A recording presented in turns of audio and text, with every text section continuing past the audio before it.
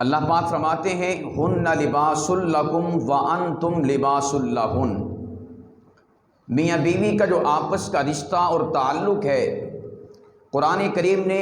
بہت ہی خوبصورت پیرائے، بہت ہی خوبصورت انداز کے اندر اس کو اس ایک جملے کے اندر بند فرمایا ہے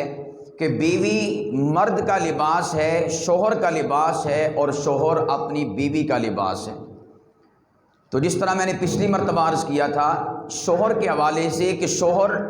جس طرح اپنے لباس کا دفاع کرتا ہے، اپنے لباس کو داغدار نہیں ہونے دیتا، آلودہ نہیں ہونے دیتا، اسی طور پر اللہ پاک کی ذات نے بیوی کے لیے بھی شوہر کو لباس قرار دیا ہے۔ تو جس طرح شوہر کی ذمہ داری ہے کہ وہ اپنے لباس یعنی اپنی بیوی کو داغدار نہ ہونے دے،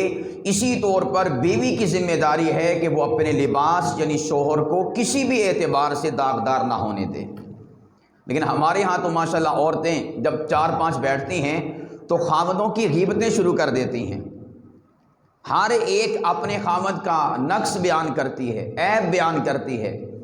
مزے لگا لگا کر، مسکے لگا لگا کر بتاتی ہیں میرے خامد میں یہ برائی ہے، یہ برائی ہے، تیرا خامد تو ایسا کرتا ہے، میرا خامد تو اس سے بھی آگے کی کرتا ہے۔